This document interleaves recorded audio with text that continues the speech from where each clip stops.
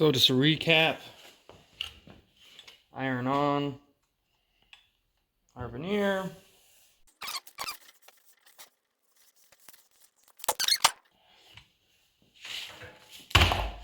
I always like to flip it over and set it down.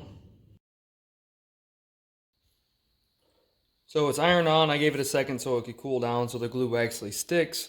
You can literally just push down on the ends. All right, I always put my thumb there to make sure I don't unpeel it. Do that to both sides real quick. This right now is real brittle, so we don't want to set it down like that. We always want to set it on the outside of a table so that there's no pressure on that banding. All right, and then I'll just take my edge banding cutter and cut it off. If you don't have one, you can just use a utility knife or a razor blade. Just be careful not to dig into your drawer sides or your hand. And then don't forget to file. When we file, always with a downward stroke.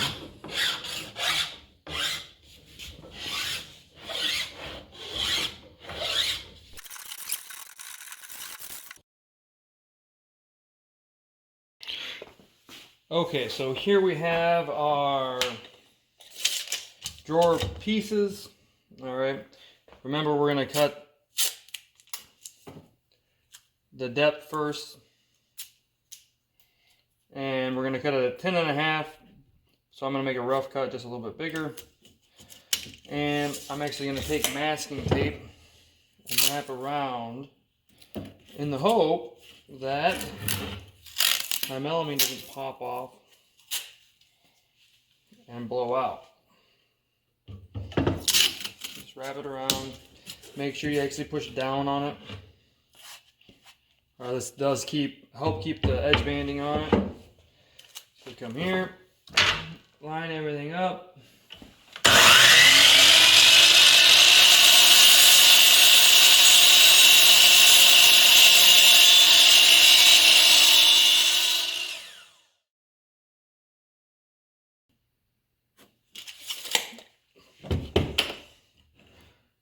I went and flushed up my ends here, and then I ended up just taping them both together, which is an option, but just be careful that you actually have everything flush when you cut.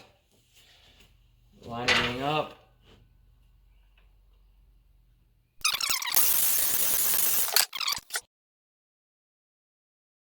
Okay, now we're gonna figure out how wide our front and back for our drawer are. We want a drawer that is 13 5/16. So we're gonna come here, try to look through the camera as I do this. So I've got it at 13 5/16 on one side of the pieces pushed together. On the other side, I see that it's 11 13/16.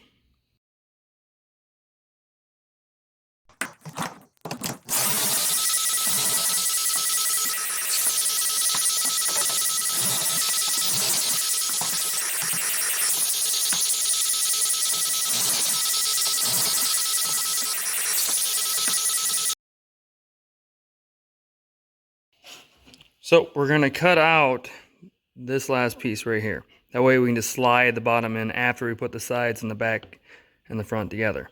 So we're gonna come here, set it, just eyeball it and make sure we cut the groove. I'm good to go. Actually, I'm gonna take a little bit less off. Now I'm good to go.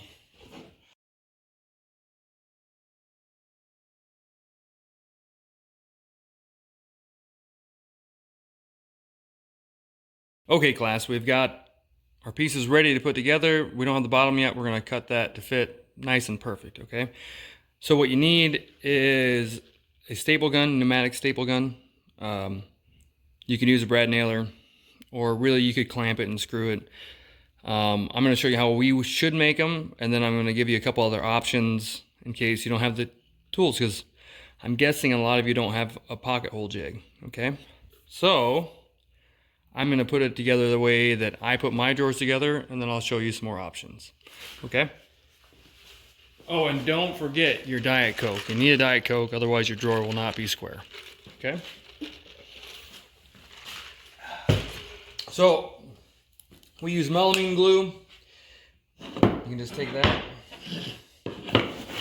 your drawer pieces like this, put a thin, that takes quite a bit of melamine glue. It's not crazy expensive. It's definitely not cheap, but it's hard to come by sometimes. So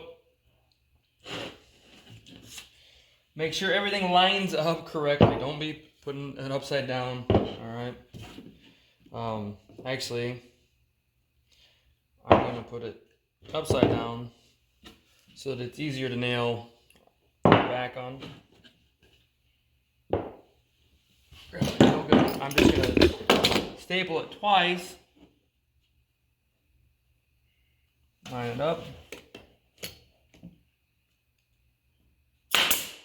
Make sure you don't shoot yourself. And make sure your pocket holes are on the outside, not on the inside of your drawer.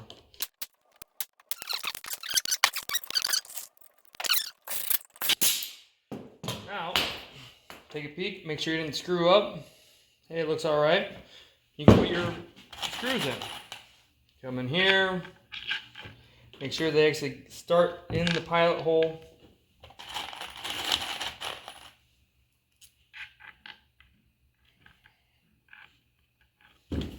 Make sure you have a real low clutch setting.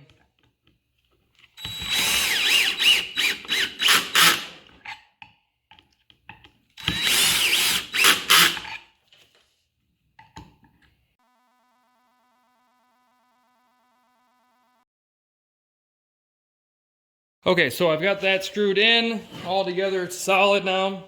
I'm going to take it, I'm going to measure for my bottom. You can just put your tape measure right in there, like so, and measure. All right, we're at 12 and a half. We want some play. We're going to go 12 and 7/16. All right, that's our width. All right.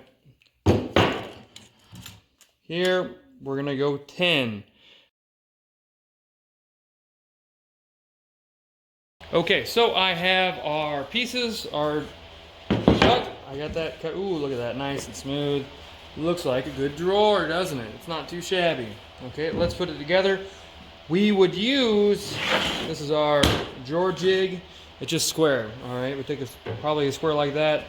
Nail these boards down. That way we can set this down, hold it in place, and our drawer will be square, okay? We want it to be square. All right, if you don't have one, you can just grab a carpenter square or some type of square, all right, and use it. So what we do is, I like to use the crown staples. You can use smaller ones, but you do have a pretty big target area, so hopefully you don't miss. All right, make sure you pick the good side. All right, and put it where you can see the good side, so it'd be down.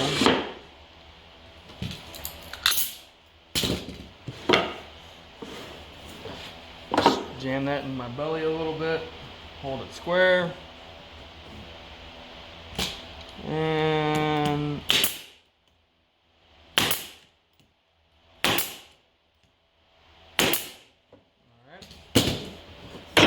I like to hold it square even when I use my hot glue. Hopefully it's hot enough. And just apply a layer to the seam of your bottom.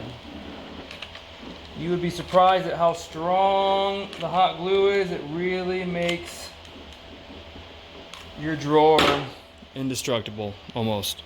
Okay, so before, double check, make sure it fits good and everything. And then our drawer itself is done. So I've been holding it nice and square. Let's go see if it fits.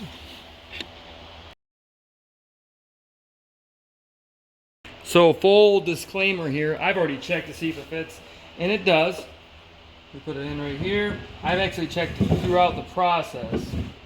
All right, so it sits nice and flush. We've got plenty of room, about 1/8 of an inch in most of the spots.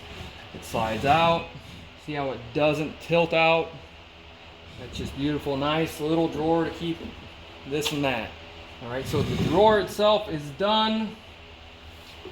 All right, your drawer front, all you have to do is cut the size, and you don't have to rabbet or dado or anything on it because we've changed the plan. All right, because what we'll do is we'll put our handle on, and we'll go through this, and we'll attach through the back with some screws also. But there is our drawer in a nutshell.